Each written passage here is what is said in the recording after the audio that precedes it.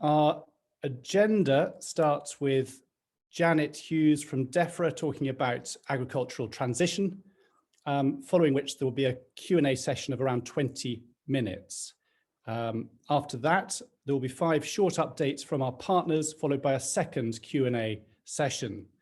So please do participate in the Q&A by submitting questions through the Q&A button on the Zoom toolbar at the bottom of your screens.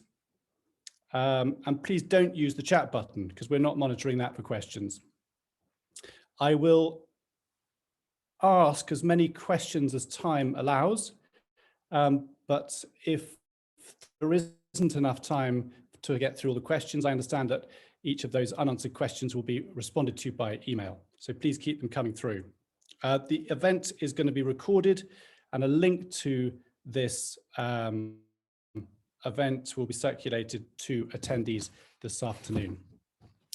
But on to our first speaker. Janet has been described as a star act within Defra. She's the program director for the Future Farming and Countryside Programme, the FCP, and this program will transform the way we regulate and support agriculture and the countryside environment. She's extremely keen to hear from farmers and land managers and the wider industry, so please do keep those questions coming. You can see on the screen there her email address, so please do get in touch with her if you don't have time or don't feel that this is suitable for the questions you need to ask. But that's enough from me, and I will, if it's okay with Janet, pass over to you, and welcome to this event. Thank you so much for that lovely warm welcome. I'm very grateful and slightly worried about expectation management. I'm not sure if I can live up to the hype. I'm delighted to be here today. As Edward says, I absolutely love talking to farmers. It's my favourite part of my job. So I'm very much looking forward to your questions and our discussion. I won't speak for very long because I'm sure you'll have lots of questions and I'm keen to try and answer as many of them as I can. But I'll just give you an overview of who I am and what I'm here to do and what my programme is here to do. And then we'll open up for questions. So what I'm here to do and my programme I'm here to do, I'm the programme director for the Future Farming and Countryside Programme here in Defra. And our job is to implement the agricultural transition plan that we published last year. And if you haven't had a chance to flick through that, now's a good time, flick through it as I'm talking. I've just posted it in the chat, posted a link to the full document. It is a full policy document, but don't be put off by that. We did try and write it in English rather than policy speak. So I'm hoping it will be fully accessible to everybody, not just civil servants. And you can let me know if you don't think that's true.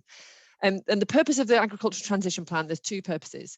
As we move away from the common agricultural policy and implement a new way of supporting agriculture and the countryside in England, we want to achieve 2 things at the same time. And the first of those things is a productive, resilient, competitive agriculture sector and producing food for our country. And the second is better environmental, climate change and animal welfare outcomes from that sector. And we believe that you can't have one of those outcomes without the other. Over the long term, certainly you can't continue to have profitable, sustainable farms in a commercial and economic sense unless you take care of the soil and of the natural resources that you need to do farming. And you can't have good environmental outcomes and climate change outcomes unless you have a thriving agriculture sector. So we're pursuing both of those goals, and everything I'm about to talk to you about is about pursuing both of those goals at the same time: productivity, prosperity on the one hand, and also environment and climate change outcomes on the other. So what we're going to be doing in order to achieve those 2 outcomes is over the next 7 years, so this is the first year of the transition and will run till 2028, we're going to be phasing out direct payments, as I'm sure you know, starting from this year. And they will be reduced by about 50% by 2024, and they'll continue reducing after that. And all of the money that we take from direct payments will go back into the sector in the form of either environmental improvements or productivity support. And so I'm just going to talk through a bit about what those things are going to involve. So the first thing to say is our existing schemes, countryside stewardship and the way we do cross compliance and existing higher HLS schemes. We're going to be improving and simplifying those schemes. And we've just published some information about how we're going to improve cross compliance inspections this year, where we're going to make our inspections more targeted, and we're going to apply penalties in a more proportionate and fair way. And we're about to publish details of the simplified countryside stewardship scheme for 2022.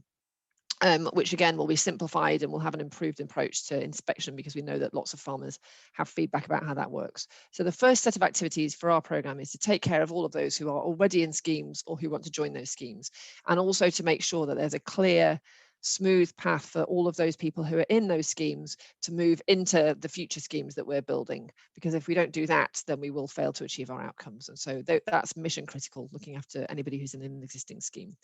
And that includes designing our new schemes in a way that recognises what you've done already. If you're someone who's been making environmental improvements for a long time, we want you to have an advantage as a result of that, not a disadvantage.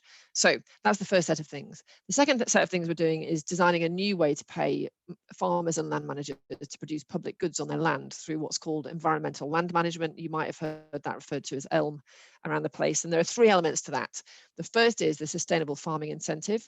And that is for all farmers to be able to get paid to produce public goods on their land. And we're trying to make that scheme really straightforward, really accessible and applicable in a wide range of settings and attractive to a wide range of farmers, so that we can make changes at scale to the extent to which we look after soil, nature, climate, water quality, air quality and biodiversity on farmland. And we'll be piloting that from this year. We'll be publishing details about that pilot. We'll be starting to talk about that later this month and then publishing details next month. That will be a small scale pilot to allow us to test some of the more novel and interesting things that we want to introduce in that scheme. And then we'll be introducing the scheme at scale from next year. And we'll be starting with a few of the standards to start with, and then we'll add in more standards and features as we progress to 2024, so that by 2024 we've got the fully functioning sustainable farming incentive. So that one is sort of broad and shallow for everyone, and then the other two components are going to have fewer participants but have a kind of deeper level of impact. And the first of those is local nature recovery, and in particular in that one we want to encourage collaboration in a local area to set priorities, so that everybody in that local area can contribute to those priorities and government can help you to do that. And then the third component of environmental land management is landscape recovery, and that's for landscape scale land use change or restoration, so peat bog restoration, woodland creation, those sorts of activities. And we'll be doing the first landscape recovery contracts next year as well, and local nature recovery will start piloting later this year and roll it out as we get towards 2024. So by 2024 the full environmental land management scheme will be in place, and we will start to allow people in existing schemes to transition across and new people to join. So that's environmental land management. And then alongside that, we're taking several different measures to support prosperity in the sector. As I mentioned, we want to support productivity and prosperity. And that includes a farming investment fund, which is the successor to the large and small grant schemes. But we'll be making some improvements relative to those schemes to make sure that the funding available is relevant to a wide range of farmers, is accessible to a wide range of farmers, and makes sense and works straightforwardly for you. And we'll be launching that scheme later this year for both small and large scale grants for kit and equipment and technology. We're also going to be supporting investment in slurry management, because we know that there's a large scale market failure in the form of poor compliance with slurry requirements. And so we're going to be investing to help people go beyond the requirements for slurry management, to manage slurry in a sustainable way. We're going to be providing business planning support and advice for farmers through a resilience programme. We know that the way each farm needs to go through this transition will depend on the size of farm, the type of farm, your business model, your personal preferences, your location, your soil type, and all sorts of other factors. And so we need each farmer to be thinking about what does my farm look like in a post direct payments world? What's the role of environment schemes in it? What's the role of other ways for me to increase my profitability and make sure that my farming business is sustainable? And so we'll be making available free advice from the middle of this year through existing networks and sources of advice, and we'll be publishing more details about that shortly. And there are other things in the innovation, research and development space. So we're going to be supporting new entrants. We're going to be continuing to support innovation, research and development.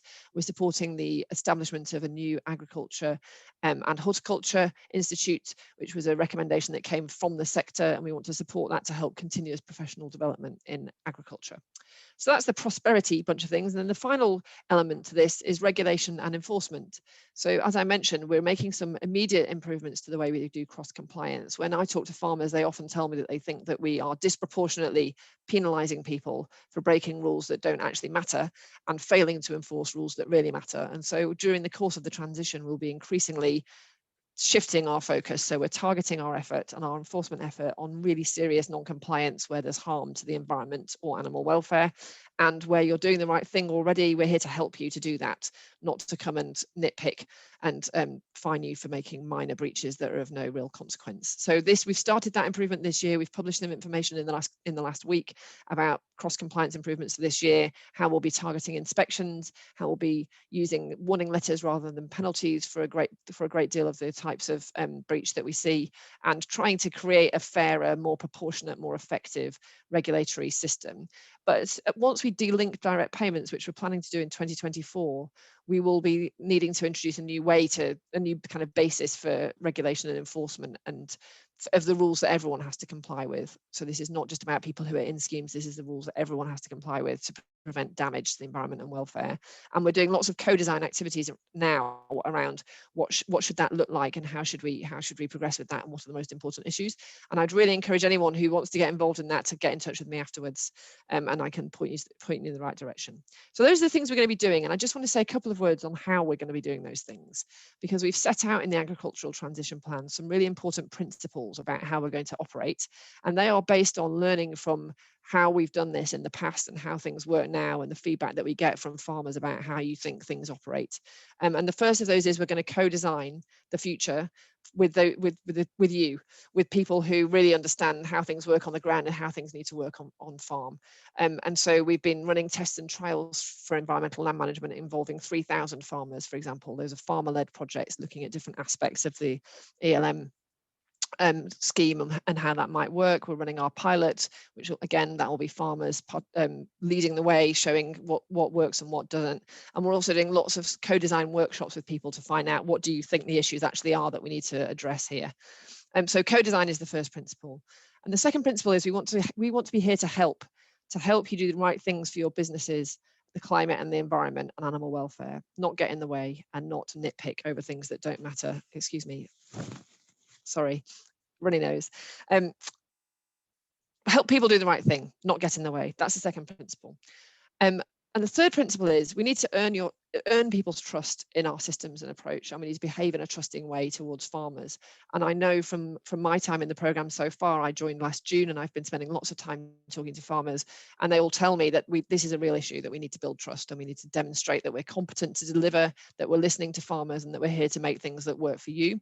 And we are very much doing that, and I hope you can see that by the way I'm going to be answering your questions today. And also, if you want to get in touch with me afterwards, you're more than welcome.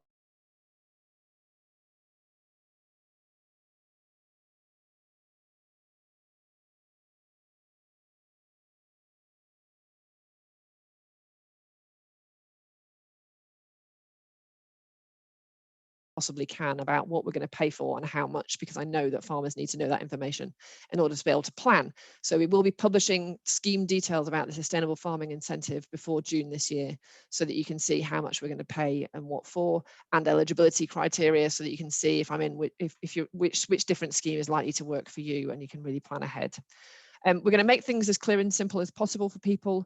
We think it's wrong that you currently have to pay people to fill in forms for you, which ought to be straightforward enough for you to be able to fill in yourself. And so we're going to be simplifying a lot of our services so that you can do that, and it's straightforward and it's obvious how to do it. You don't have to worry about making a mistake and getting it wrong. And everything we do, clarity and simplicity will be a driving force. We're going to make things fair and reasonable. Lots of the feedback we get from farmers is that we don't behave in a way that's fair. We have one rule for ourselves and another for farmers, and that's perceived as unfair, rightly. And so we're going to fix that. And we're going to focus on achieving outcomes. So we're not going to get obsessed with processes and forms. We're going to be focused on what outcomes we're actually here to do. And then finally, this one's really important. We're going to be learning and adapting as we go. So if you look at the entire history of government failure, which is what I tend to study because I'm a government nerd, you can see that when you set out in a program and you try and cast everything in stone at the beginning and then just stick to it come what may, it's a bit like farming, then it will definitely go wrong. We need to be able to learn and adapt as we go. We need to be listening to farmers and working with farmers all the way through our reforms here, so that as we learn from each thing that we do, we can do the next thing even better and the next thing even better, and we can be constantly learning and adapting.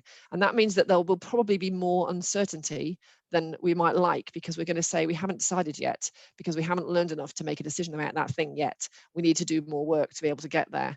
And so when we do that, it's not because we haven't realized it's important to provide details, it's because we are very committed to learning and adapting and improving as we go. And the result of that will be that over the 7 years of this program, and I will be here for the whole time, God willing, unless something terrible happens to me, I'm committed to stay for this whole program and see it through. You will, when we have a conversation at the end of this, I very much hope you'll see why we did that, and that we've managed to get ourselves to a much better position than we're in now. So those are our principles for how we're going to operate. As I said, I'm really looking forward to your questions and discussion. If you don't get a chance to ask me a question today, I'm quite active on Twitter. If that's your thing, just search my name and you'll find me on Twitter. And also I'm on email, janet.hughes@defra.gov.uk, and you're more than welcome to drop me an email if you've got a question or you want to follow up afterwards. Thank you very much. Janet, thank you very much indeed. That's a lot of information in about 10 minutes. So it has given us the advantage, though, of being able to ask you a lot more questions than we had anticipated. So, and that's the key to these events is that discussion point. I think I might start with that point that you made about talking to farmers, because for us that is absolutely critical. And the way that it's being managed at the moment is the co-design, through tests and trials. I have one question here, which is about the transparency, really, about the outcomes of the tests and trials pilots. When do we're actually involved in the test and trial, and we haven't been that open with the information that's come through, because there isn't really a forum for us to discuss it with people. How does Defra plan to get this information out, and when? It's such an important question, because it's such a rich amount of learning coming out of those tests and trials. And what we're going to be doing, we do publish updates on what we're learning from the tests and trials. I'm just searching for them now on the internet so that I can show you, so that I can put some links in the chat. But there are updates that we publish, but you'd have to be following the right page on gov.uk to find them, which is not ideal. So we've now got a program blog. I'll share you a link to that in the chat, and we're going to be publishing much more information on the program blog about all what we're learning, what's going on in the program. There you go. I've just put a link to the blog in the chat, and we'll be doing regular updates on what's coming out of the tests and trials as well, just to play back into the community what we're doing.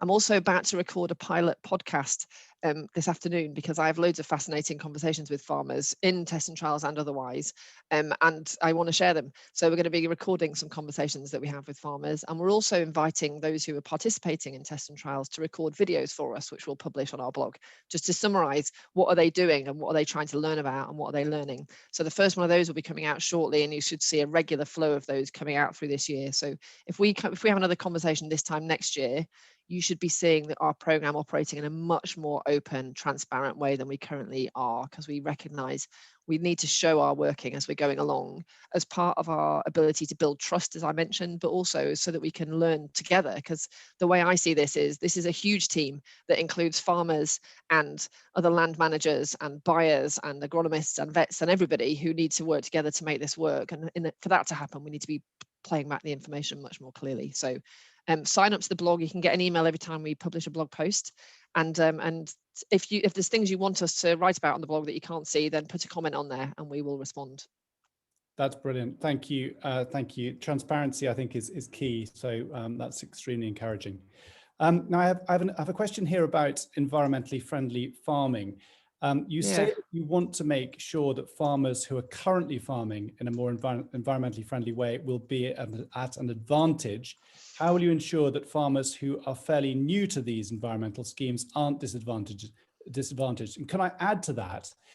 I think there's some confusion as well as to farmers who feel that they should be participating in more environmentally friendly laying of hedges, planting of hedges, putting in scrapes and whatever. But there's a sort of a little bit of a hesitation there, because there's been talk about possible payment rates being higher within ELM, and therefore should we not wait until the funding is more attractive to do it? How can you answer those? Yeah, I get asked, those are really good questions, which I often get asked. So if you're new to this, the idea of the sustainable farming incentive is that it will contain different levels of ambition, and there will be a kind of level of ambition that is a kind of starter level for people who are just getting into these types of activities. And we know from all of the conversations that we have with farmers that the journey will often be the farmer does one quite small thing first, and only then, when seeing the impact of that, do they then think, actually, I think I want to go a bit larger on this and maybe do another thing and another thing and another thing. And often when I visit farmers who've been doing environmental improvement for 10 years, they'll show me the very first thing that they did, and it was often not for environmental reasons, it was for some other reason, to provide a shelter for their livestock or deal with some other issue on their farm. And then they noticed the improvement for nature, and then they got kind of into doing that stuff and noticed the relationship between nature and productivity and all that stuff. So we really want to provide a kind of on-ramp for people to be doing those first level things, and then an easy way to progress once you've got used to doing that. How do I now increase my ambition in these areas? So the sustainable farming incentive is for you if you're new to this, and it's also for you if you're not new to this and you want to come in at a higher level of ambition. That's why we'll have different levels of ambition in there. On payment rates, we're going to be publishing some information in the first half of this year that will help you to plan around this. But we very much don't wait for 2024. Nobody will be at a disadvantage at any point during this transition. If you're doing something, we want to make sure that you're not paid more in one scheme than you would be in another, because that's obviously just not fair. So we're working out now, how do we actually achieve that set of principles, and we'll be publishing some more information about that before we publish the information about the sustainable farming incentive in June. But we really strongly encourage people, don't wait, get involved. The sooner you get involved, the better for you and for your farm and for the environment. And was that all of the bits that you covered in that question? Have I missed anything? No, I think that's it. I think that okay. answers the question. So thank you. A question here from Mulgrave Estate about what Defra are going to do to ensure that the RPA can keep up as they fail to deliver now, with CS agreements being issued late. He wants to do CS Elms's farm, but payments being made on time are key for cash flow and business efficiency. Yeah. So we know we've got a long way to go on this, and we really recognise why it's important that we make improvements in this area, and that you should expect things to just work. You should get paid on time. You should get decisions made in a timely way. In fairness to RPA colleagues, they have made great strides in recent years, and they paid more than 90% of, getting close to, not far off 100%. I can't remember the exact number off the top of my head, of payments in the first month of the payment window last year, which, despite lockdown and everything else, was a record for them. You should expect 100% of payments, and we know that, and that's what the organisation is working towards. And then again, on countryside stewardship agreements, they got more of them out of the door earlier this year than previously, but there were still plenty that weren't agreed until after the start date, and we know that we need to improve on that. And we're talking between the programme and the RPA about what do we need to do in Defra to make sure the policy is right, and what does RPA need to do to make sure the delivery is right, so that you get timely, efficient decisions. And that's about existing schemes. And we're also we're doing some sort of mapping of what is the whole process that's involved in these things, and how can we just make it more efficient for everybody and less troublesome and bothersome for farmers.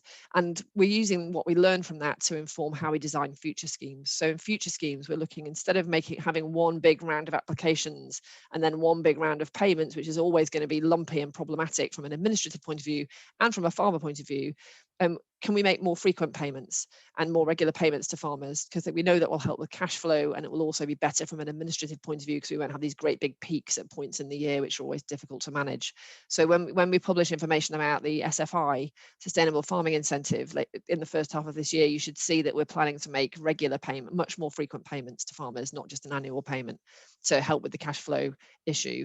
I know that cash flow is a particular issue on capital, because you have to basically pay for it somehow and then get the money back. So we're also looking at, how do we fund capital works to make sure that it's not excluding people, you're not having to bankroll us while you wait for us to pay you, and you can be confident that we're going to pay you on time. So we really, really recognise those issues. It will take us a while to make these improvements, but we are really seriously working on it. And we have made some improvements so far, so don't despair. We have made progress. We just know there's further to go. Thank you. And a question here from Tom Wilkinson. I understand that 9% of funding has been allocated to productivity grants over the next 4 years. Can this, that's disappeared from me. Hold on a second.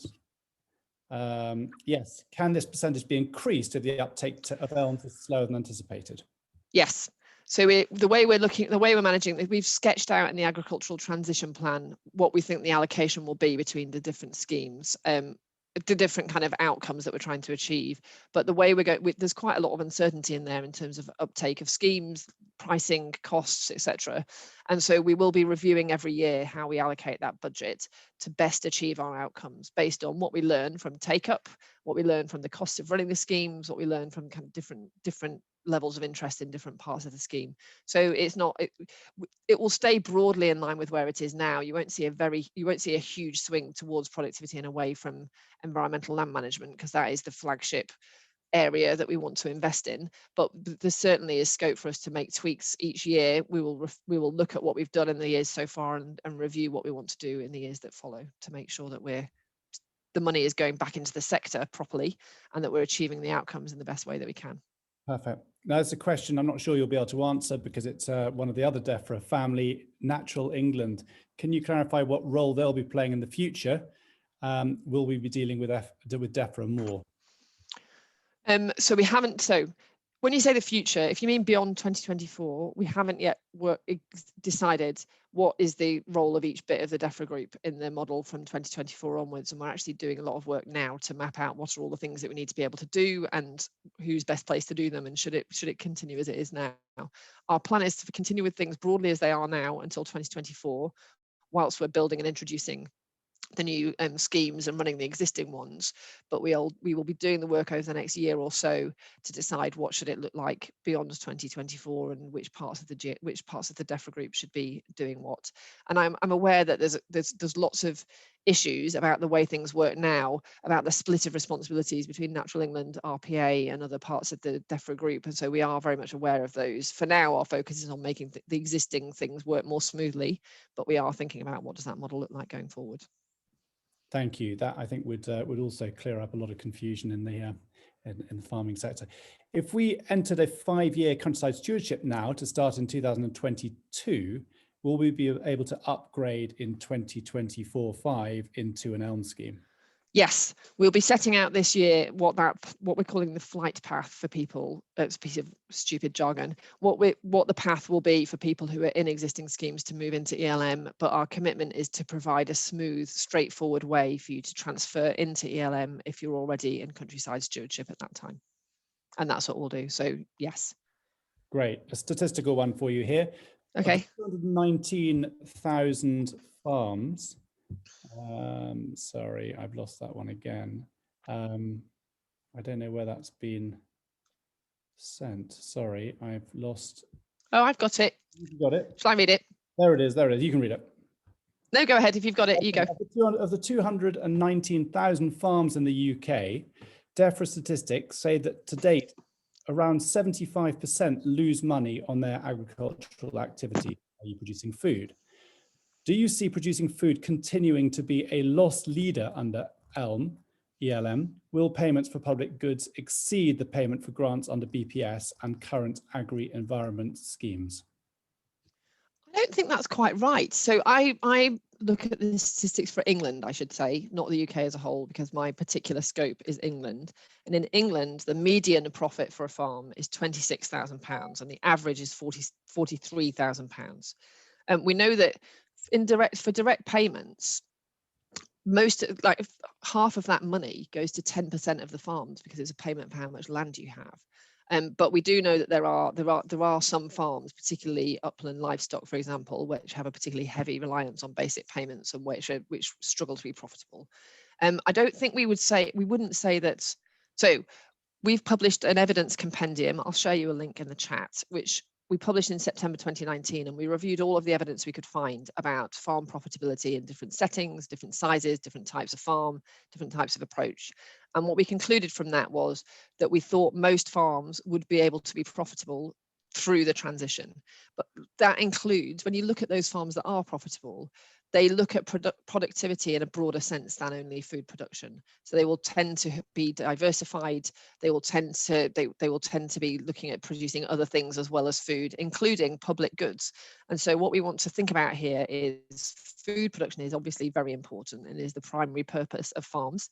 And so I'm not in any way suggesting that's not the case. However, when you think about your productivity for your business on a piece of land, we want to encourage farmers to think about what are the other assets you have on that piece of land and how might you use them in other ways as well alongside your food production in order to make sure you've got a profitable business. And so that might include diversifying in other ways. It might include shortening the supply chain and adding more value actually on the farm. It might include taking a slightly different farming approach, moving to a mixed approach, for example, or it might involve taking a slightly different approach to the way you do your farming to reduce your costs and make sure you're producing to an optimal level for the amount of resource that you've got on your particular farm. But if you take a look at that evidence compendium from 2019, our conclusion from that was that for most farms, it would be possible for them to do this. But it's going to take some planning, and that's why we're going to be providing this resilience support so that farmers can plan their way through the transition, because the answer to the question obviously is going to be different for different farms. Because the one thing I've learned resoundingly so far, if nothing else in my time in the program since last June, is that every farm is different. And so there isn't a sensible generic answer to that question really about being profitable, but there are a range of ways to do so.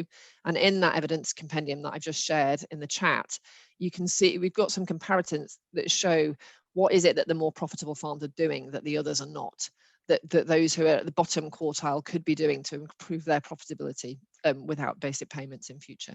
And so I'd really encourage you to take a look at that. It's a cracking set of data. If you like me, you like a chart and a bit of data, then it's a really interesting read and worth a look. Just whilst we stay on productivity, there's a question here from Phil Rowbottom about how do you propose to increase food production, which is the greatest public good, while having more trees and rewilding on land?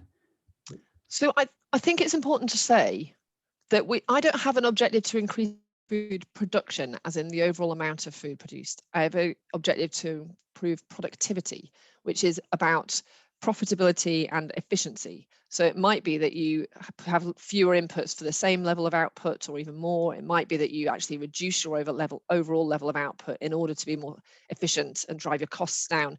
And so it isn't quite as simple as saying we're going to increase food production and have more trees. It's also worth saying that I've visited a few farms last summer when I was allowed, and I've been talking to lots of farmers over Zoom since then. And there are lots of farmers who are using regenerative agroecological type practices who would say that taking care of nature makes them more productive. So I was just talking to a farmer this morning, for example, who introduced mob grazing on her farm some years ago when she realized that basic payments were going to go down after the EU exit referendum. And she did that because she wanted to reduce her costs so that she would not have to be reliant on basic payments. And so she's reduced her costs, she's increased her profit, she's maintained the same levels of production.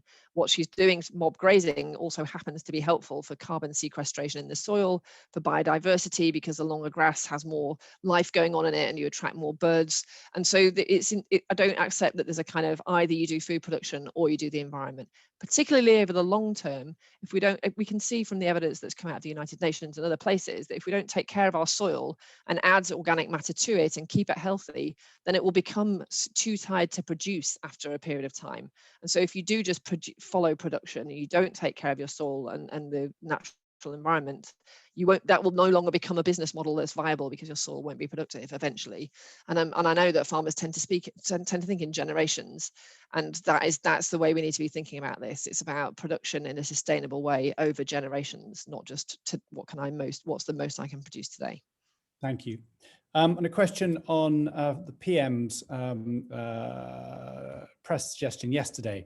If we as farmers work very hard to get our carbon and methane emissions down, and hopefully we are rewarded for that through ELM, how will this sit with press suggestions I read yesterday that the PM has asked various government departments to consider a carbon tax on red meat and dairy produce? I'm not going to pretend to be remotely briefed on this answer. I'm really sorry. It's completely outside my program scope, so I could make up an answer, but I feel I would get myself into trouble and mislead you. What I will say is it's very important that we have a coherent set of policies overall for farming, and I work really closely with my colleagues in Defra to make sure that we're doing that, and that's what we'll do. But I don't want to get into what the Prime Minister said yesterday, because I don't feel sufficiently well briefed on it. I'm happy to find out afterwards and share some information with you by email from the team that is actually responsible for that, if that would be helpful. Thank you. Thank you. Now we've got two questions here on pilots. If an organisation such as NIA were able to run a landscape scale trial, will there be check as to how many farmers will be involved? Concerned trials without farmer input could skew results. And the second one is, how can I become an ELM pilot farm? So if you want to become an ELM pilot farm, we've actually got a call out at the moment for those. So get in touch with me afterwards and I'll put you in touch with the right person, janet.hughes@defra.gov.uk, and I will send you the information about that.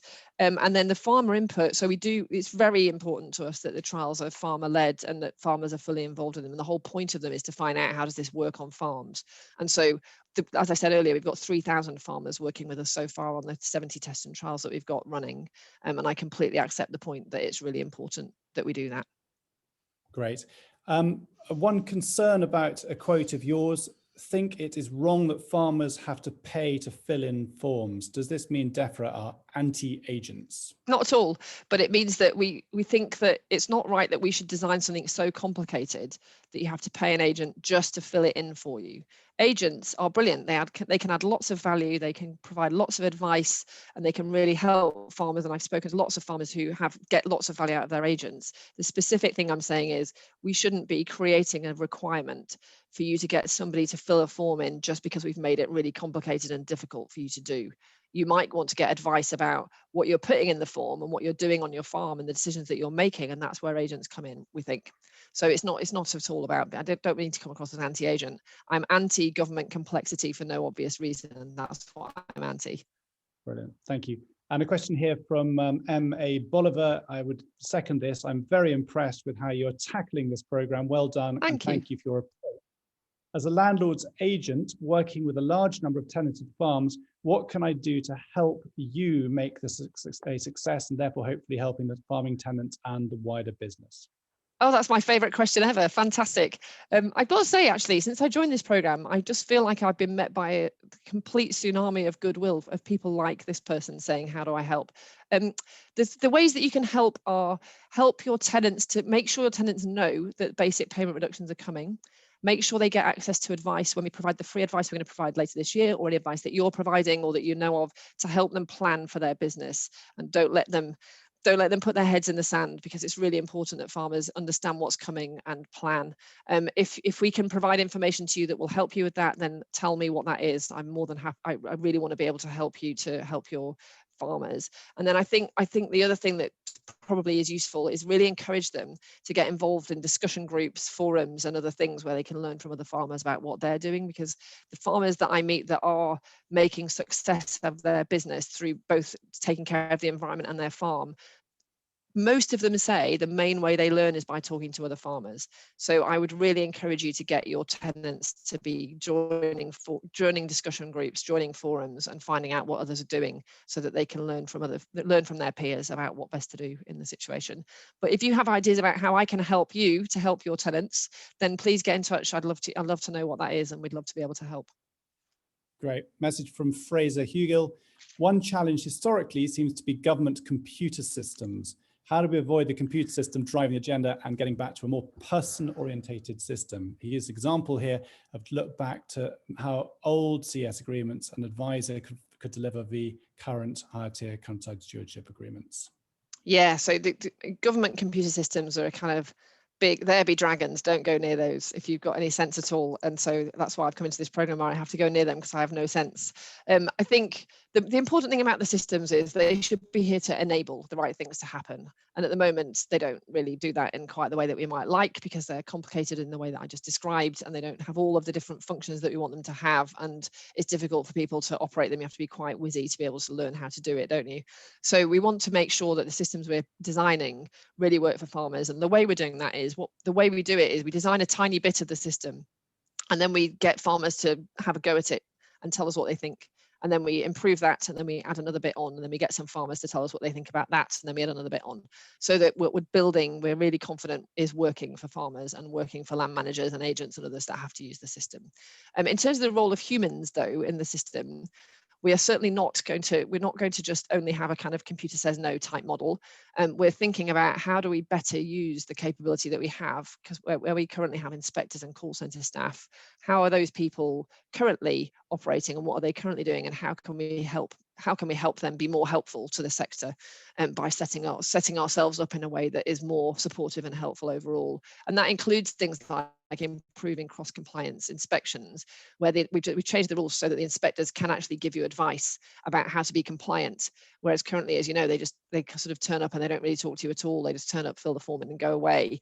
So there's a bit more of a sort of advisory supportive culture that we're trying to get in place here by changing the rules and changing the way we operate, so that there is a human that you can talk to. Brilliant. I like this next question very much because I'm a big fan of collaboration.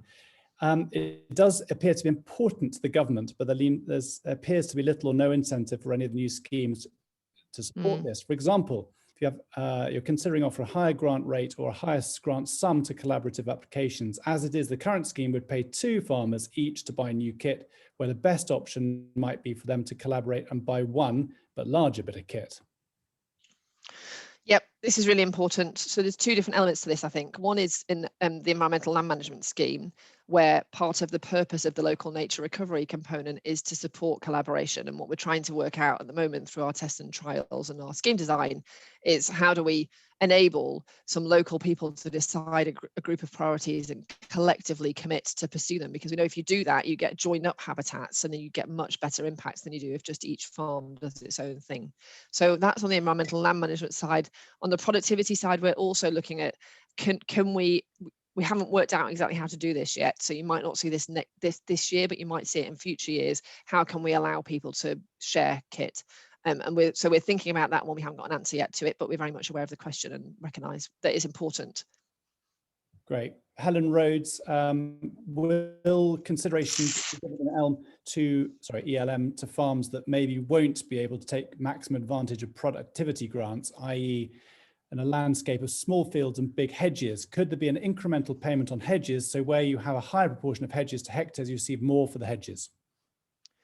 Yeah, so we're thinking about this. The way we're thinking about sustainable farming incentive in particular is we're coming at it from the perspective of what assets have you got on your farm. So if the assets you've got are hedgerows, then the right kind of standard for you to be joining is the one about taking care of your hedgerows. Whereas if you've got hectares and hectares of grassland, then the right standard for you might be the grassland standard, where we'll pay you to take actions that take care of your grassland in a way that's better for the environment and climate. So I think, if I've understood the question correctly, I think the way we're designing it should really help with that, because it won't just be based on what's the area of your farm. It will be based on what are the particular assets you've got and what actions can you take to look after them in a way that's good for your farm and good for nature. Great. Any chance of countryside stewardship rolling start dates whilst the scheme still exists? We're thinking about it and trying to work out how we could do it. We're not doing it right now, but it's an active conversation, because we know that would be really helpful. As I said earlier, that would be much better from our perspective, because we could administer it more smoothly, and it'd be better from a farmer's perspective, because you can do it to your own timetables, not ours. But it's complex to move from where we are to where we want to get to, and that's why we haven't rushed to do it. All the way through this, we don't want to rush headlong into making changes because we're overexcited about them, which is a little bit in my nature to be overexcited. But we don't want to rush into things. We really want to carefully think them through. So we are thinking that one through right now about how we might do it for future years. So watch this space. Thank you. There'll be farmers who may use this time to consider leaving the industry. How do you envisage the transition process for them to work for them and for new entrants to be encouraged to replace them? Or do you accept that we will have less farmers in future? Really important question. We think there are some farmers who would prefer to leave the industry rather than go through all this change, and maybe they've been thinking about doing so, maybe they've been thinking about succession, and maybe now's a good time for them to actually make that decision. And in order to help with that and help people to do that in a way that is going to work for them, we'll have an exit scheme so that you can get paid your outstanding basic payment claims in a lump sum and exit the industry. And we'll be launching a consultation about how that should work in the next couple of months, so that you can see what we're proposing about how that might operate. And then we'll confirm the details of the scheme later this year, and the scheme will run in 2022. So that's for people who want to exit to be able to do so with dignity is the way the Secretary of State normally describes it, so that we can make sure that there's a kind of a way for you to do that. In terms of new entrant support, alongside that, we're going to be offering support for new entrants, and we're actually doing some co-design activities now around what exactly that should look like. But the things that we have in mind are learning and development type hubs for new entrants, to help new entrants learn what they need to learn and get access to the information they need, and also the kits and equipment and kind of discussion groups and peers that they need. Also, we're looking at how can we support the idea of how can we support there being more county farms or other such similar type initiatives to create a kind of stepping stone for new entrants, because we know how difficult it is for people to come in. That's great. Now we've got about 3 or 4 minutes left, so we'll just rush through the last ones if you don't mind. Thank you, Janet. Your honesty is most welcome. On slurry, is FYM also covered in this category, covering storage, precision application? On rollover, will current environmental schemes rollover, including organic HLS, until entry to ELM is guaranteed? Given the vagaries of the weather, which are typical nowadays, I have real concerns on cash flow for this year through to 2024 from when ELM will begin. And fingers crossed with us for the next. Yes. Oh, that's very lovely. Thank you, Simon, for that question. On slurry, we're designing the scheme now. If you want to get involved in designing that scheme is going to be coming out towards the back end of 2022. So we're working on the design of it now. If you want to get involved in that, then get in touch with me and I can put you in touch with the co-design team on that one. HLS rollover, we're also working right now on what the plan is. We have just been rolling over agreements. We are looking to see what we're trying to do is provide a kind of make sure we don't lose people between now and 2024.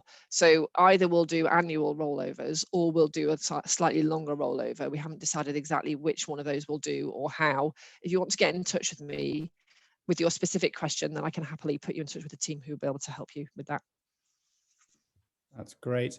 Can you tell us what's involved in the productivity grants? That's quite a wide-ranging answer required for that one.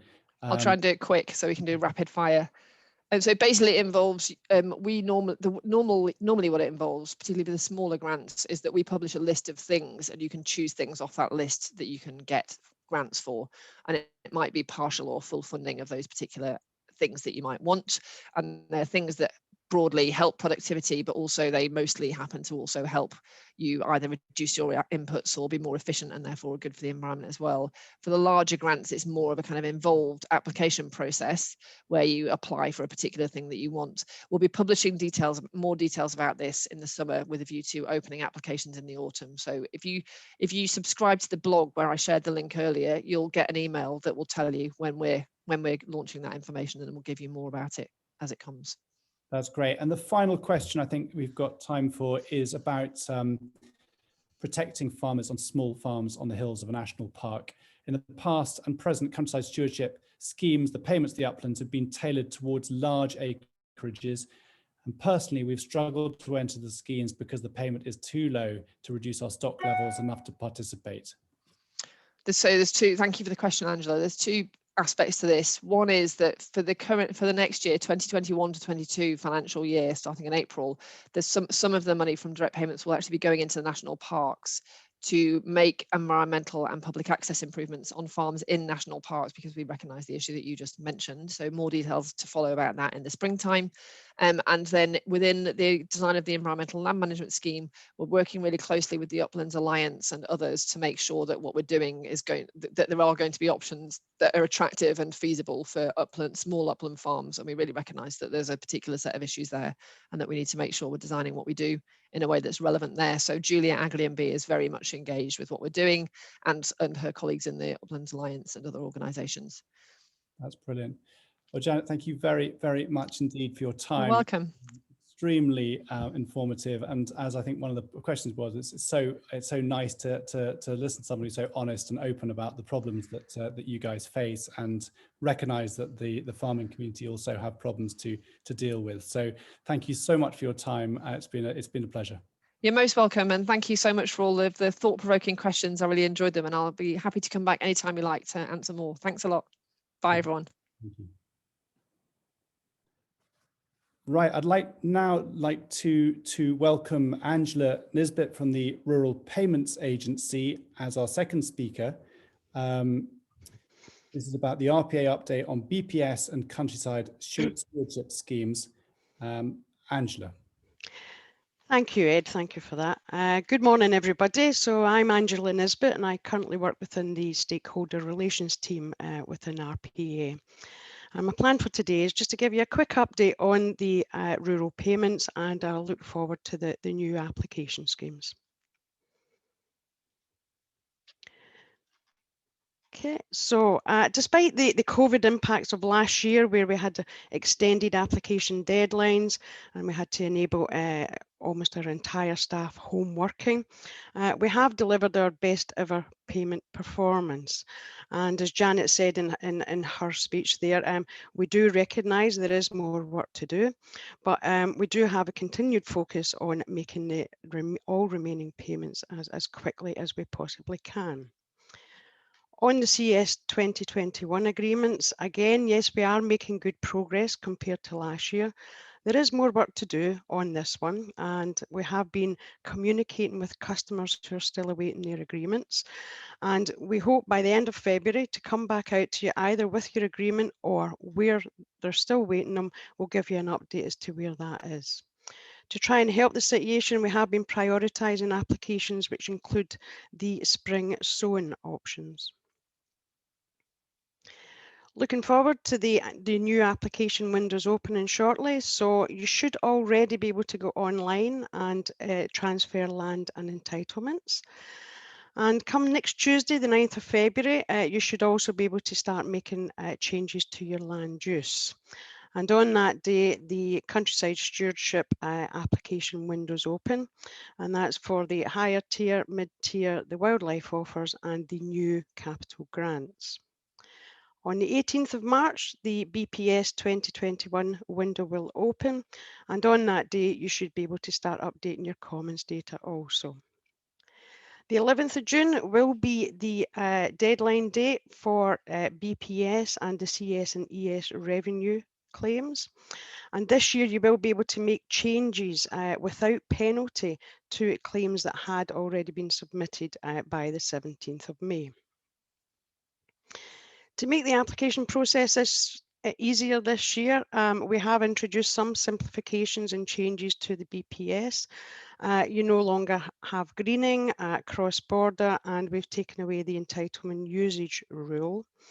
And where things don't go as planned, we have extended the force majeure deadline from 15 days to 8 weeks, and we've relaxed some of the obvious error rules. On CS, as Janet also mentioned, some simplifications there and some changes to make it easier to apply. Building on the previous hedgerows and boundaries grant, we've now have a much wider CS capital grant offer, which includes many more of the CS capital options. There's also 4 new CS options, 2 for air quality and 2 for managing deer within Woodland.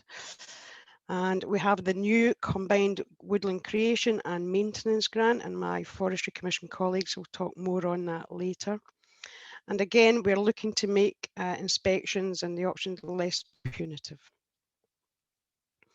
Top tips as applicants, please read the how to apply guidance, which is available online.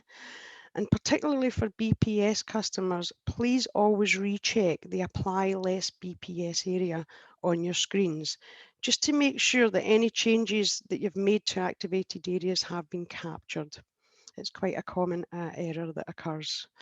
And also imperative, please always generate, save and print a PDF claim summary following submission of your claim.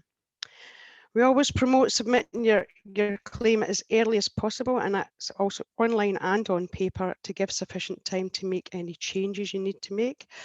And then just to note, 2021 payments will all be in sterling. So the COVID situation is ongoing, it is quite fluid at the minute, and what we do know this year is that we are not planning at the minute for any drop-in centres, but we will continue to stand up the support measures we put in place last year to help customers apply for the schemes. So the online submission of RLE1s by email will continue. as well as being able to add land by email.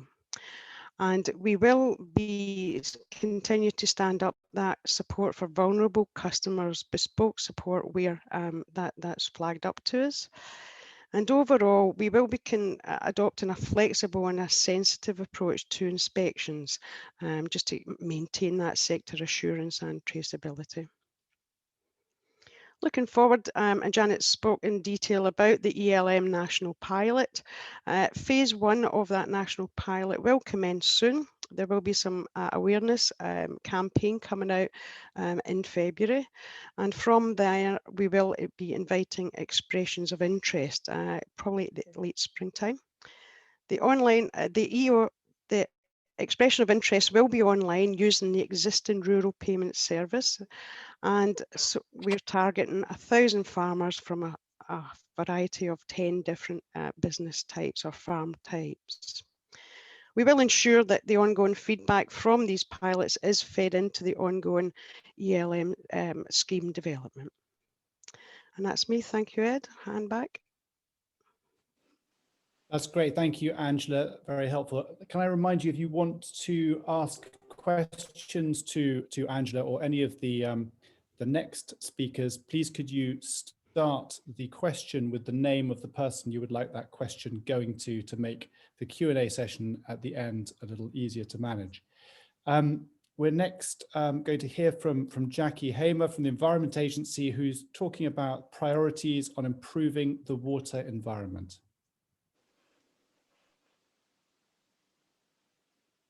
Thank you, Ed.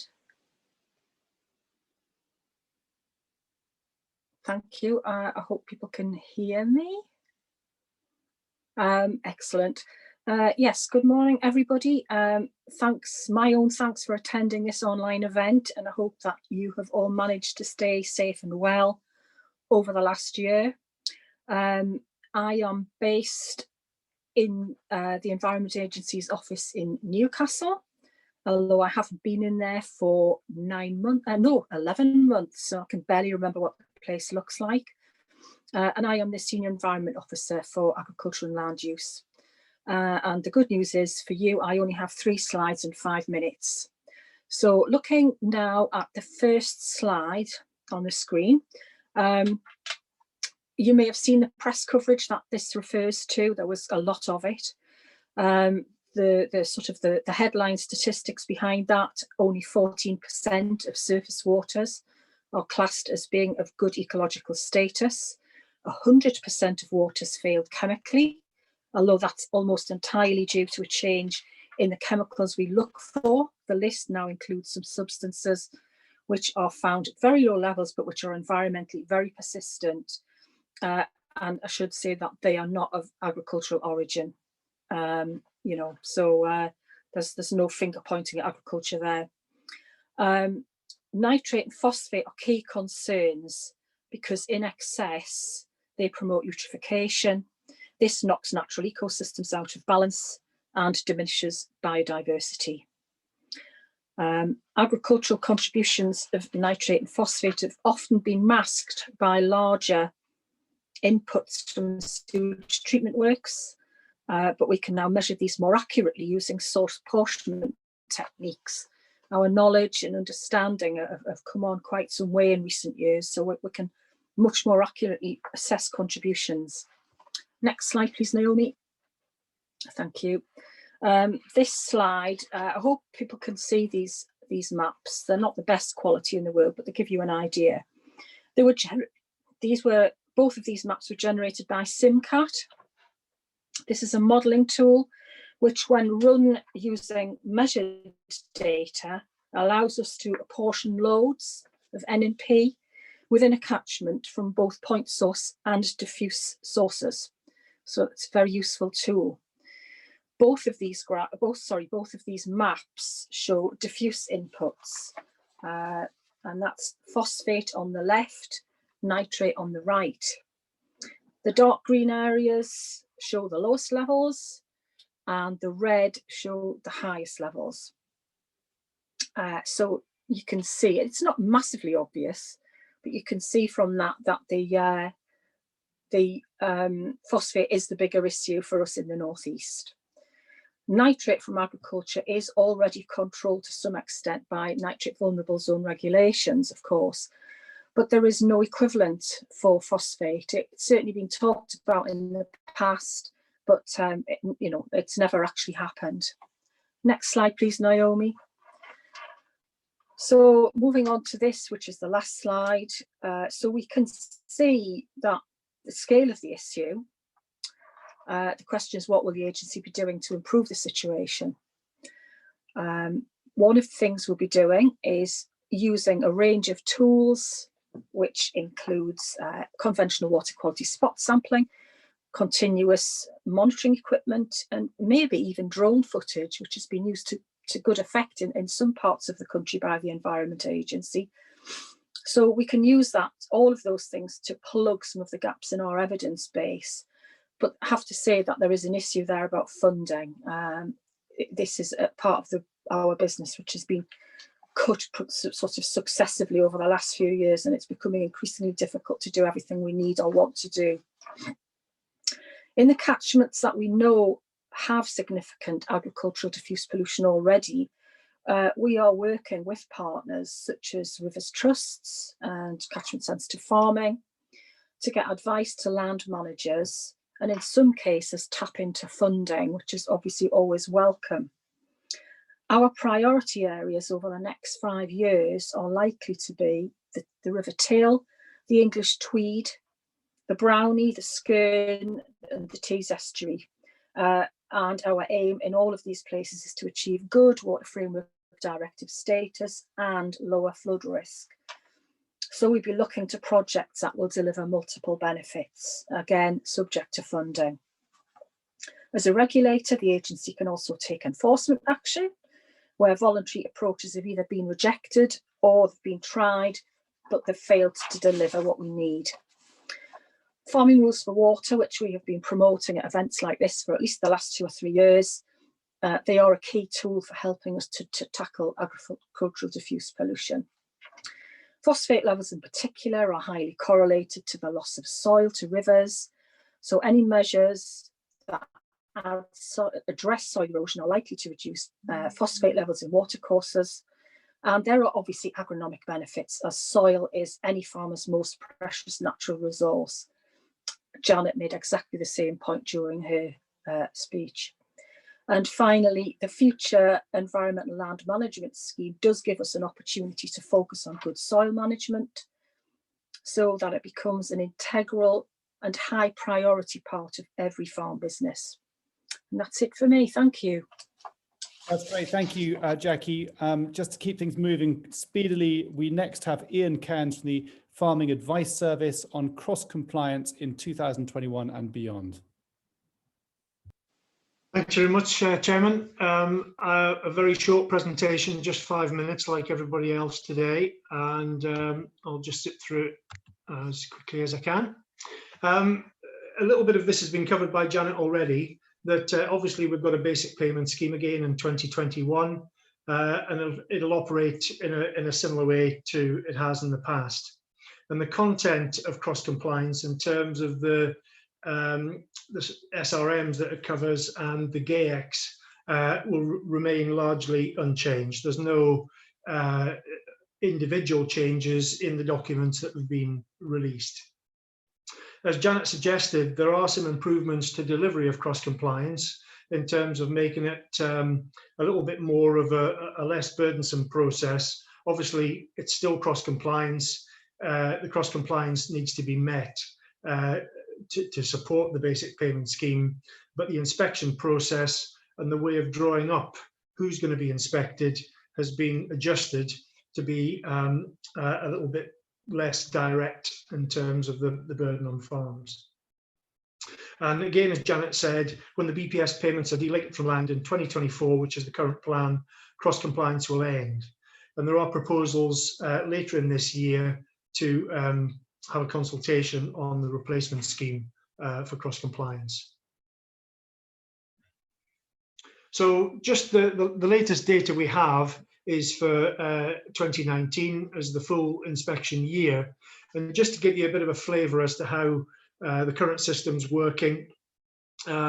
Overall, more than 12,000 inspections were carried out, on-farm inspections, and that's a mix of overall cross-compliance inspection and then specific ones on NVZs, cattle, sheep and pigs, and also animal welfare.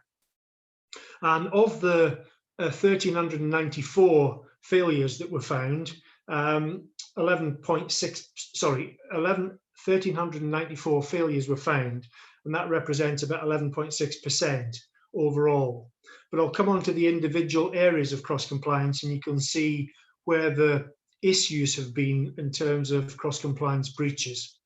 And I've got a list there of the levels of penalty that were applied. They add up to more than 1,394, before anybody catches me out on that, because that includes penalties that were applied in more than one area, and also the TB penalties that were applied remotely. But it does show a fair spread.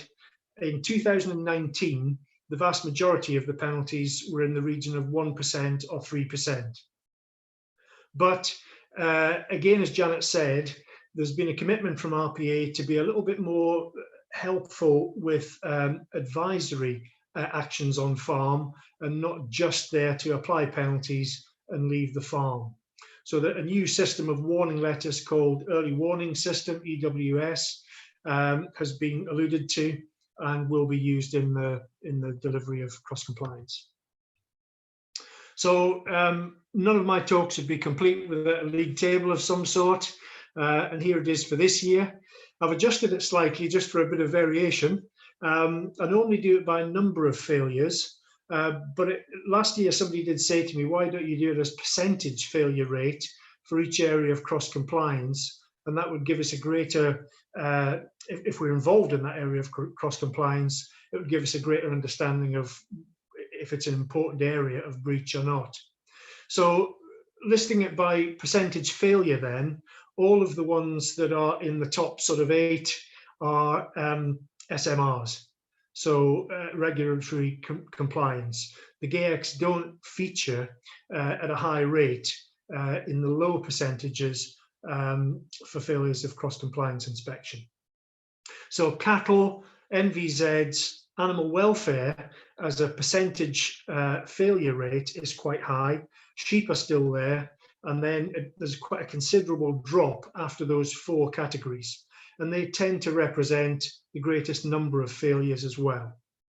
And similar to before, a lot of the issues have been around about paperwork or the mismatch of inspections looking at animals, paperwork on the farm, and BCMS records, for example, for cattle. So changes to cross-compliance delivery for 2021, not having a penalty as a default response to a breach. So in the past, we've always talked about it being in the region of 1 to 3% penalty for a problem that's been found on the farm. That's not the case now. A penalty is not the default. But obviously, verifiable standards have been published which show each problem that might happen on the farm, the number of them, and the likely penalty that will result. A more proportionate use of penalties, again, the Minister felt that was really, really important, that penalties seem to be just a random 3 to 5, or a very targeted 3 to 5%, but it was quite a high level of penalty for some of the fairly minor infringements that were made on cross-compliance. As I mentioned, change of emphasis, more constructive and advisory rather than almost seeking out a penalty. And the inspections themselves targeted more effort towards highest areas of risk. And just my last slide to finish off with, FAS, a farming advice service, still exists. We have a helpline, which is the standard RPA contact number.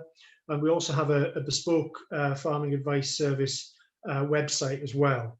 And interestingly on there, we're starting to do webinars on there, and Janet's going to be featuring in the first 2, which are looking at future schemes and existing schemes and how they're coped with on the agricultural transition. So thanks very much for listening, and I'll hand back to the chairman. Thank you, Ian. Always very informative, and I love the league tables. Our next speaker is Rob Cooper from Northumbrian Water, our sponsor today, on catchment management and the new funding cycle. Good morning, everyone. Thank you, Chairman. Now, there we go, there's my first slide. So I'm Rob Cooper, Catchment Advisor for Northumbrian Water. Our role as Catchment Advisors is to improve the quality of the raw water before it actually gets to our treatment works. So that is reduce contaminants such as, it may be pesticides, nutrients, so nitrates, or watercolor or cryptosporidium. Now, my first slide is looking at water quality in our surface water abstractions. This is for 2020, and this is focusing on pesticides. And this is detections over 0.08 micrograms per litre. So it's a minuscule amount. So on the left-hand side of this graph, that is the micrograms per litre. And you can see there's a red line. That is the drinking water standard to which we have to adhere to as well. So to put that into context, that 0.1 micrograms per litre, if it was the product MCPA, that is 1 drop in 1 Olympic-sized swimming pool. So that is 1 drop in 2.5 million litres of water. So it's really, really stringent regulations that we work to and we adhere to as well. So to focus again on the graph, along the bottom is various different plant protection products which we have identified over that 0.08 micrograms per litre over the last year. Now in brackets is the number of those detections over that amount. Now we've got the AMPA and the glyphosate. So AMPA is a breakdown of glyphosate, and glyphosate not really an issue for us. It's treated very, very easily as well, like all of these products. Some are treated more easily than others. Now, there's two that I'd like to focus on. So Metaldehyde, we have seen very, very few detections of this. I mean, that is exceptional. It's been a very, very good year in terms of having few reductions, because it has been a problem for a lot of water companies over the years. And the other product I'd like to focus on is Propisimides. Now we can see we've had 9 detections at elevated levels, and one of these is as high as 0.73. So yeah, it's high by the standards that we expect to see normally in these catchments. So this is looking more at the catchments. So this is some of the sampling that we have from Woodland and our Coquet catchment as well. So this is actually detections over the 0.1 micrograms per litre. And the first 6 from Eshott through to Thurston, they're up in the Coquet, and the Dodley and Great Southern, they're from the Whittledene catchments as well. So we have detected quite a lot in the catchments, more than we normally would. And we are beginning to see more of the oilseed rape product being identified. So it's something usually we associate more with East Anglia, South East, with greater, larger portions of arable areas as well. So it's something we're keen to keep an eye on as well. So basically consult with your agronomists and look at the Voluntary Initiative website, and there's water protection advice sheets for products such as whether it's Quinmarac, Propisimide, and also look to the weather conditions, look at if your drains are flowing as well, and also tramline management. So there's various things you can do on farm to try and mitigate and reduce this. So this is just a slide about Metaldehyde and the low number of samples that we did find in the last year as well. So we did detect a little bit. So there was a 0.47 at Eshott, but by the time this got into the main river and then down to abstraction, it is greatly reduced as well. So we are detecting a little bit as well. And also in Whittledene, we did have to do a little bit of enhanced monitoring for a period, just to make sure that we got through that high risk period as well. But the rape got away really well this year, away from slugs, so slug pressures were low, which helped. So moving on briskly, we have a new scheme in place called Field to Tap. Follows on from our successful Pestywise scheme, and this is to support farmers in the Whittledene and the Coquet catchments. So it's targeted and it's competitive as well. And this is really, it's around reducing pesticide risk and cryptosporidium risk as well. So that's the cryptosporidium is more related to livestock farmers. There's 4 themes that we'll be able to support farmers through. And the first of these is yard options. So approximately 40% of a farm's contribution to pesticides can come from the farmyard. So you can see why options such as biobeds, biofilters, or whether it's abundant sprayer filling areas can make a big difference to reduce those potential contaminants getting into watercourses to further downstream to where we will be carrying out our abstractions. Now, the second theme is in the field. Approximately 70 to 80% of one of our surface water catchments, or most of our surface water catchments, is farmed land. So we can see why some of these options will certainly benefit the water quality. So options such as silt traps and sediment traps, starting to slow the flow, enable those contaminants to drop out as well. And they're not getting into watercourses that way. Further options which will be very beneficial to us, particularly around cryptosporidium, would be things such as watercourse fencing and water troughs as well. So excluding your livestock and looking with actually grazing as well. So good stock management. Thirdly, we have a soils option now as well. Soils have very much come up the agenda, and we will pay for a soil specialist to come out and actually look at your farm and look at potential issues that you have as well. Look for those solutions, and maybe on the back of that visit that you identify some of those options that are listed under those other tables, which we will be able to potentially offer funding to as well. And finally, precision farming. Now, we know farmers want to farm, and most do farm very efficiently and very effectively as well. But if we can help improve the sustainability of fertilizer and pesticides, then we will do as well. So options such as auto section shutoff, sprayer, auto steering guidance, they will be very, very beneficial. It will improve efficiency on the farm and reduce the risk of overlap. Very quickly, this is where we are targeting. This is up in the River Coquet, and that is my contact details below. While further south in the Whittledean catchment, it is my colleague Matt Powell, and this is the safeguard zone where he will be operating. So thank you very much, Chairman. Thank you, Rob. That's very interesting again. Our final speaker today is Ian Everard from the Forestry Commission, talking to us about forestry and woodland update for the North East.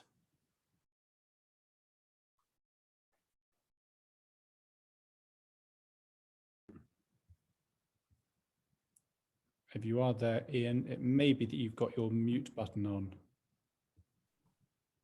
There we go. Right. Morning, everybody. Yes, Forestry Commission here.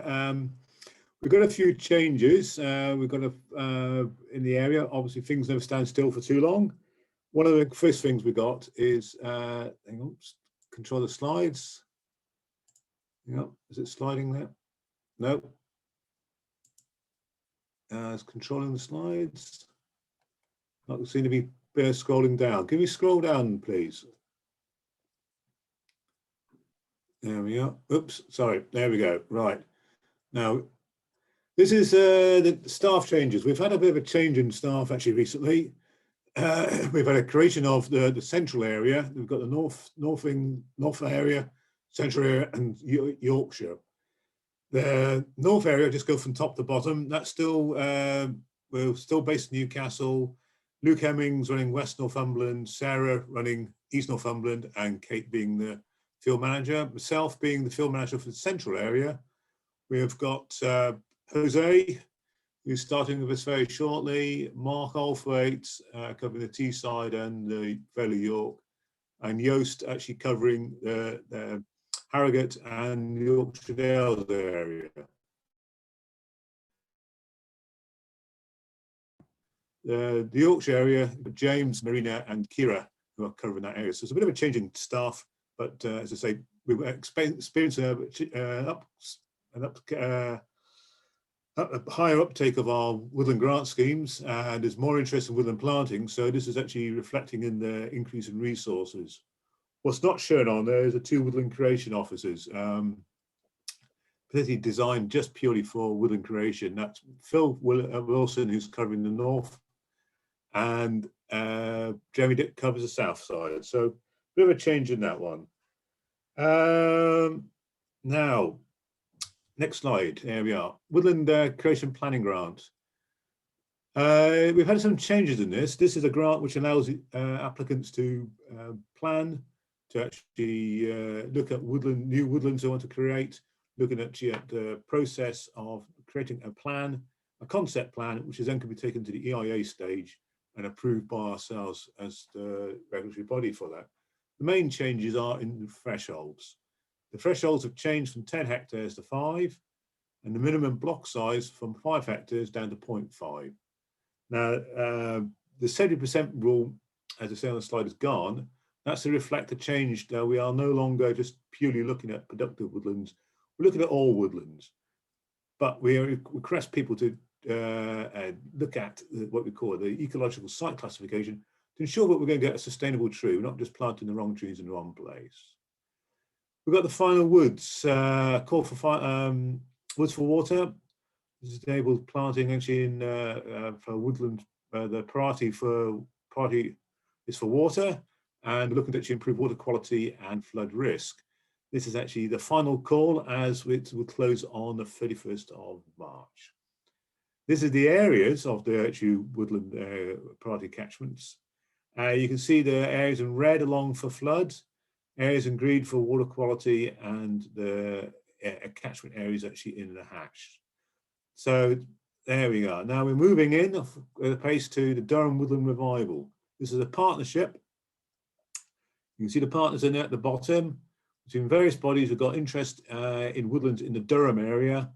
And we're looking to restore, looking to actually improve, looking to actually plant small woodlands, aimed at small woodlands between 1 to half a hectare and 3 hectares.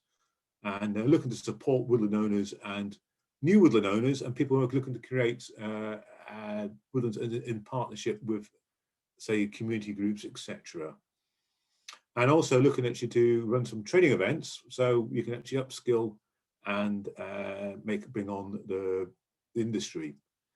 Next slide. This is the area. It's funny enough, it's surrounded by Durham, pushing up to the north towards Stanley and dropping down towards the south, down towards actually Bishop Auckland. So it's quite a defined area, but we are looking to work with partners on the edges of it, particularly AOMB, to develop more woodlands, and also the Land of Oak and Iron to develop woodlands in the north.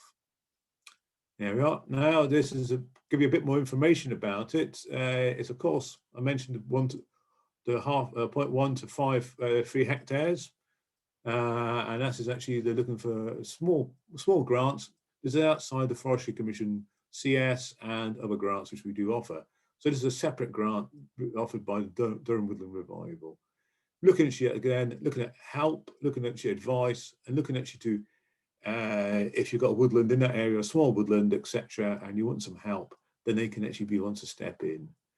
And as I said, we were looking actually in there for training events to bring the skills actually in the area up, and actually to encourage landowners and to encourage woodland owners to actually manage their woodlands. There we are.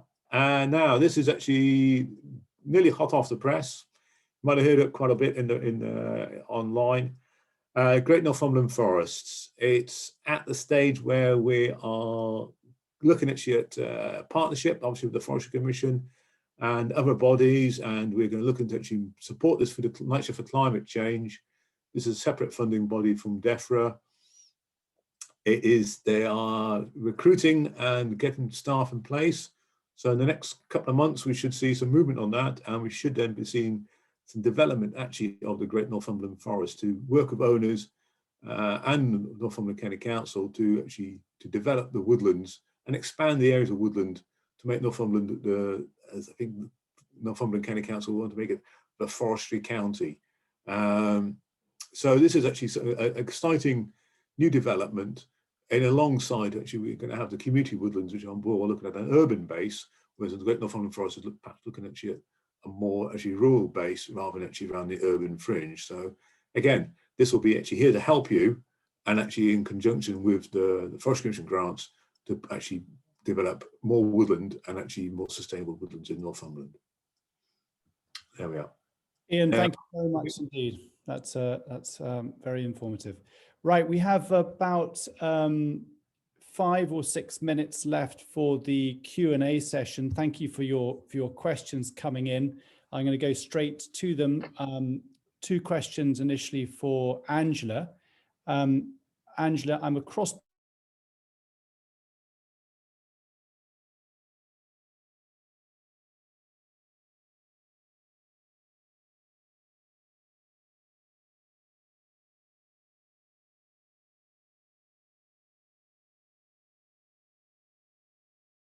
So in terms of the cross-border, looking for BPS applications this year, you should only apply for the English component of your land.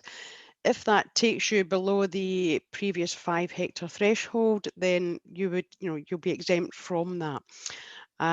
So the second part of the question there was around, sorry, Ed, remind me, sorry. Will existing stewardship operators be able to apply for the new capital grants you mentioned? Yes, I believe so. In the land that's in your English, in the English side, yes, you should be able to. Great, thank you for that, Angela. Now, this is a question regarding the pollution of rivers. So it's probably a question to either Jackie or to Rob. What more pressure can we apply to the owners regarding, hold on a second, regarding their treatment facility overspilling and polluting our rivers downstream where we are? They know about it and we are struggling to get any real action. Very frustrating. And just whilst I'm on that as well, are phosphates from agricultural and from agriculture distinguishable from industrially produced ones? 2 questions for water. Would you like to have a go for that, Jackie? Yes, happy to. With regard to problems from treatment facilities or anything else, the best thing people can do is to actually phone that in as an incident to make sure it gets recorded by phoning our NCCC, National Customer Contact Centre.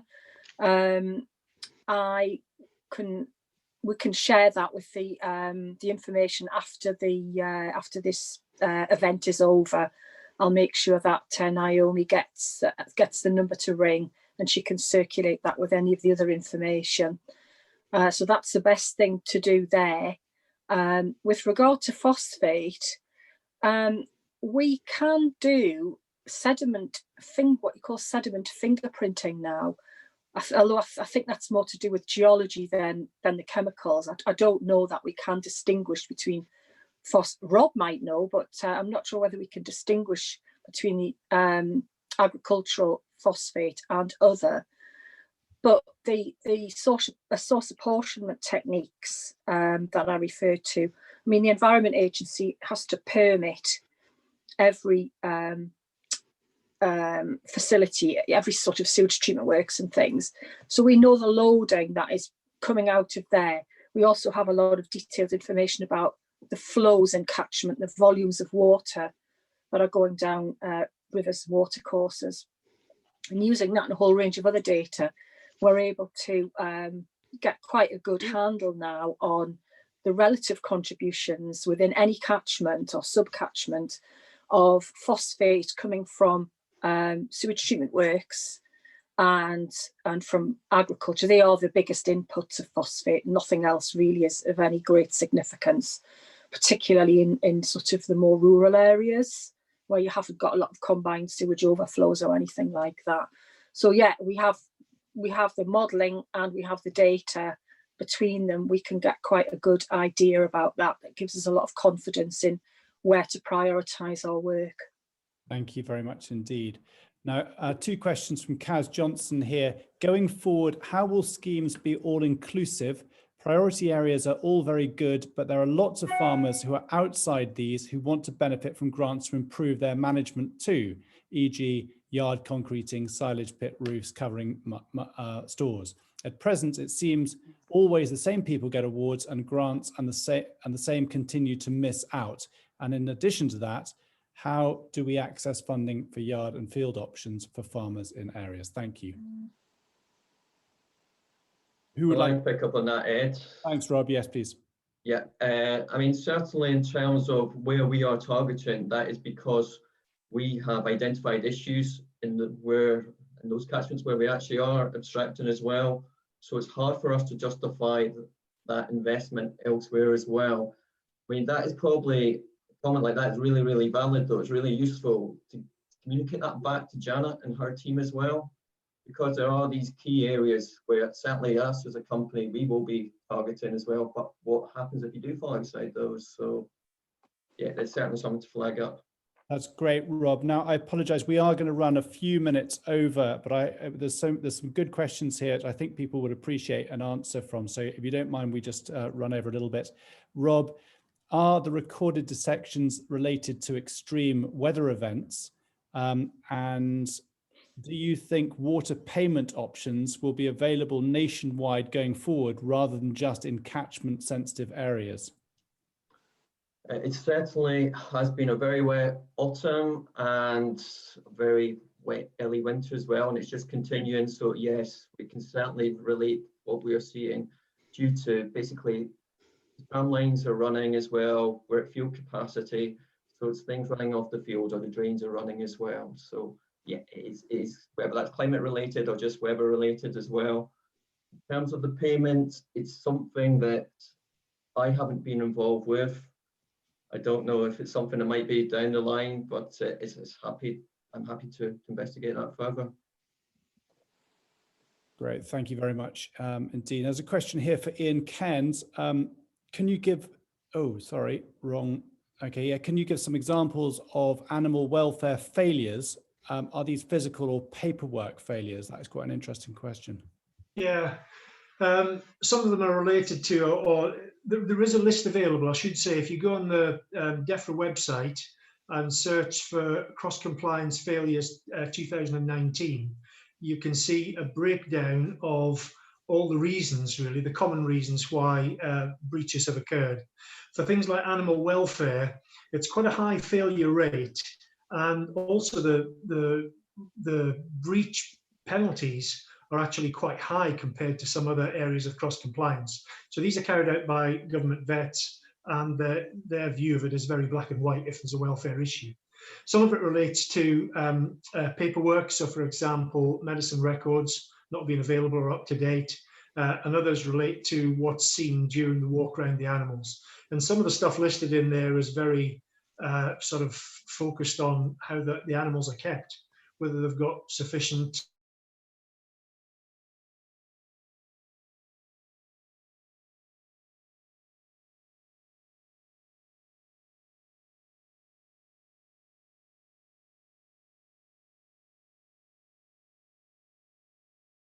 searching on the Defra website.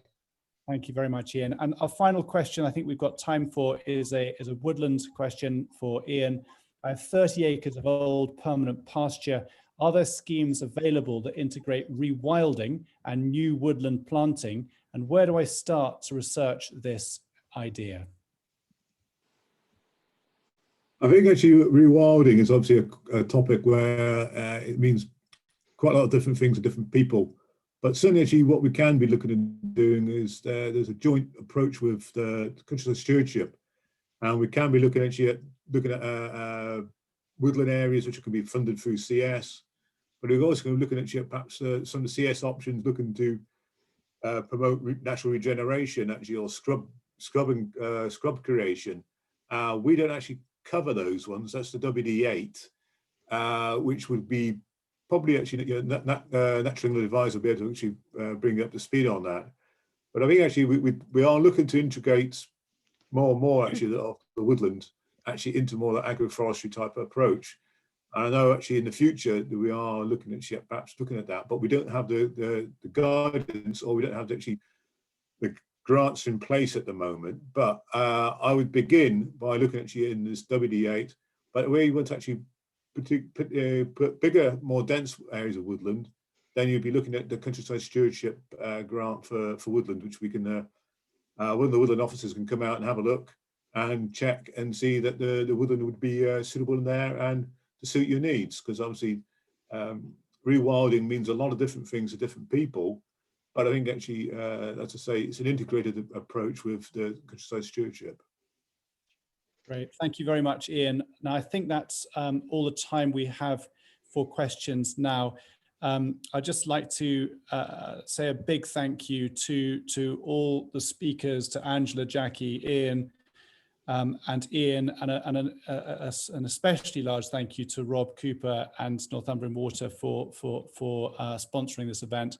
There are also all of the supporters, including the CLA up there as well, who haven't been mentioned yet, and Natural England. So thank you very much for all the support we've had for this event. I was very impressed, I think, I hope everybody was, with Janet Hughes' talk on the transition period. She's clearly a serious operator, and I think we can be sure that questions will be answered, and she will take the support and advice from farmers in her stride. So it was great to have her on board. Thank you very much for attending, and I look forward to seeing you all next year. Thank you very much indeed.